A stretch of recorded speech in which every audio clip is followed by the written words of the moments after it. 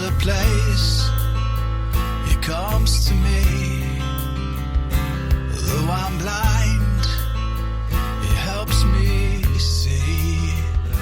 Though I see dimly in this place, one day I'll see Him face to face. This is Kurt Kaikkonen, pastor of Calvary Chapel, Waterford, at your neighborhood church. Today on Face to Face, we'll be in the book of Genesis. So grab your Bibles and let's get started. If you want to hear this complete message in its entirety, go to yourneighborhoodchurch.com, where you can download Your Neighborhood Church app at the App Store. And we get a little detail in Hebrews chapter 12, verse 16, where it describes Esau to us. And it says, Esau was a profane person. And profane person means that he was a godless person. And it also describes him as a fornicator, because Esau, he loves all the worldly, fleshy things. He has no place for God in his life, so God has no place for him. And this birthright, it was the greatest heritage of all peoples ever, the whole world.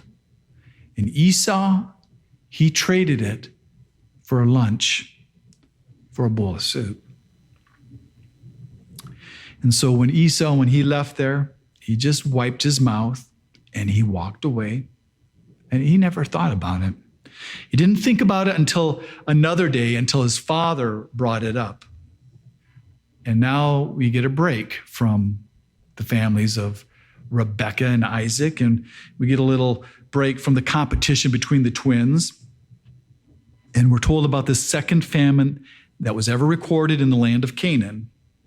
And now Isaac, he's going to be tested by God, just like his father was. And you have to realize that this event that comes after this little story about Jacob and Esau, it's not chronological. Because you see, Isaac would have had a really hard time passing Rebekah off as his sister, with these two grown boys running around calling her mama and calling him daddy. So this probably happened during those 20 years while they were waiting to have children. And this is about 100 years after Abram had the same exact trial with these same exact people in that land of Gerar. But it was probably a different Abimelech, since Abimelech is not his name, it's his title. Abimelech means king. And so with this second famine in the Bible, God appears to Isaac. Now, this is the first time we hear of God ever appearing to Isaac. We know that that he heard God's voice on Mount Moriah when he was being spared from being sacrificed. But now God appears to him and he tells him not to go to Egypt, which tells us that he probably was planning on going to Egypt, because that's what his dad did in the first famine. And if you notice, he follows in his father's footsteps quite a bit. He follows him in the good things, and he also follows him in the bad things, because fathers, they have a lot of influence on their sons. And this father and son, they were very different in their natures and their personalities, but sons, they follow their fathers. And then after God appeared this time, he made to Isaac all the same promises that he made to his father Abraham, about his descendants being like the stars of heaven, and that through his seed, all the nations would be blessed. And so here again, we hear about this seed that we've heard about from the beginning, in the very beginning of Genesis in the garden. And this seed is the coming of the Messiah, which is Jesus. And God tells Isaac it's not because of him. He's not doing this because of Isaac or what Isaac has done. He's doing it because of his father Abraham's obedience to him. And so now Isaac, he's in Gerar, and he's in the same exact place that his dad was. And you have to remember, Isaac, he's probably heard of all of Abraham's journeys. And he probably heard about how his dad had been afraid of these Philistines and how he thought that they would take him and kill him because of Isaac's mother, Sarah. And it probably was true. They could have killed him because these people, they don't believe in adultery, but they're okay with murder. That doesn't bother these people. And so now Isaac, he's afraid of these Philistines, and he's afraid of them taking his wife and killing him for Rebekah, because Rebekahs are usually pretty good looking. But he shouldn't be afraid, because you see, God had just appeared to him and told him to dwell there. And he just revealed all these promises that he was going to do in his life. But instead of believing God and trusting him, it's easier to lie, because his dad did. And this is not like it's a generational curse. But see, sometimes children, they can justify to themselves that it's okay to be like their parents. Like, dad smokes, so I can smoke. Or dad drinks, so I can drink. Or dad cheats on his taxes. Or dad lies when it's important. Because children will imitate their fathers in the good, the bad, and the ugly. And they'll even think they're cool doing it, like Clint Eastwood. But see, Isaac's lie is worse than his dad's, because Rebekah's not even his half-sister.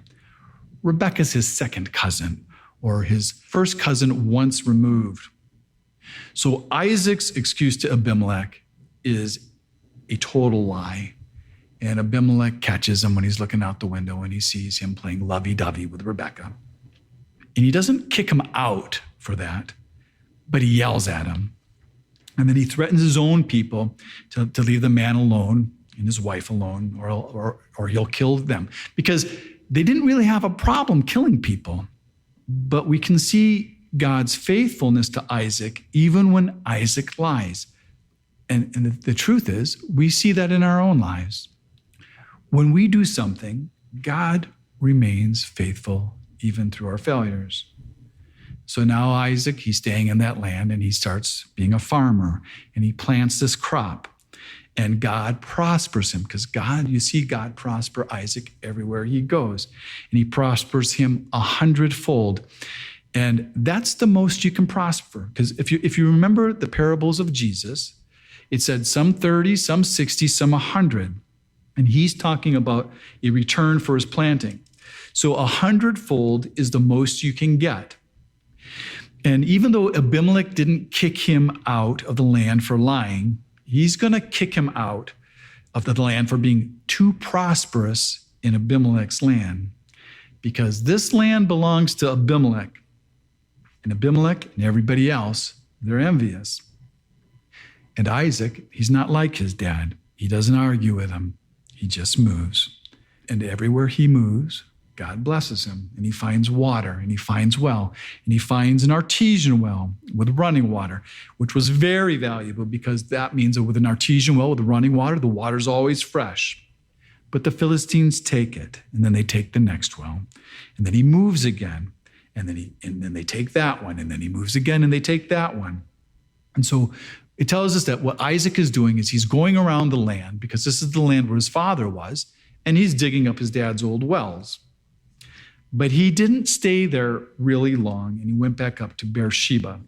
And if you remember, Beersheba is where Abraham, he planted that Tasmach tree, and he stayed up there a long time. That's where Isaac was actually born.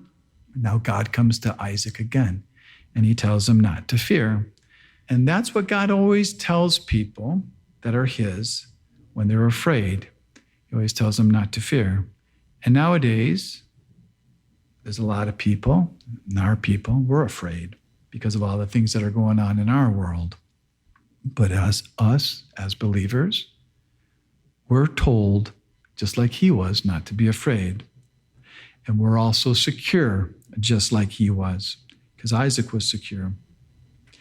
And with us, it's because Jesus tells us, because he tells us that he's overcome the world, and that he sees us, and that he hears us, and that he loves us. For Isaac, God tells Isaac, it's for Abraham's sake that I'm doing this. But for us, we're told by God that it's for Jesus' sake. And so now Isaac, he builds an altar because he's like his dad. And now he starts calling on God. And he finds a well there and he settles in. And then that same Abimelech that just kicked him out, he comes up from the south and he comes with his friends and the commanders of his army. And he wants a treaty with Isaac. And it's the same exact place that Abraham made a treaty with these same exact people, the Hittites, 100 years before that. Because you see, these people, they can see the greatness of Isaac's God. And they can see that God is blessing Isaac and everything in Isaac's life. Just like they saw the greatness of Abraham's God, because if you remember, his name was a mighty prince, which literally meant a prince with God. So they could see that God worked in their lives. And that's what people should see in our lives. They should see God's greatness. They should see the blessings of God because they were his witnesses. And that's what we are. We're his witnesses. And the truth is, God blesses us. Our lives shouldn't look like those around us that are not believers. They should see a difference in our lives because of God. And they should see it in good ways. They shouldn't see us as being different just because we act awkward. We shouldn't be arguing over wells, or we should be arguing over our property. But they should see us looking to heaven for our blessings, even when they try to take our stuff away. Instead of looking around at our neighbors and looking at our neighbor's stuff and trying to take their things. So Isaac, he now makes him a feast. And in this culture, you don't eat with your enemies. You only eat with your friends.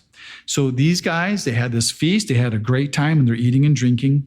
And maybe they were teasing Isaac and saying, yeah, you and your sister wife over there, you don't know. But the next morning, they got up and they made these oaths of loyalty.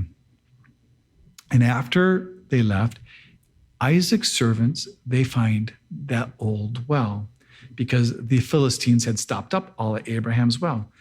And I don't know if it's a coincidence, but I don't think it is, because I think it's what it is they made the oath and then God blesses him again. And he finds that well and he gives it the same name. He gives it that name of Beersheba, which means the oath of seven.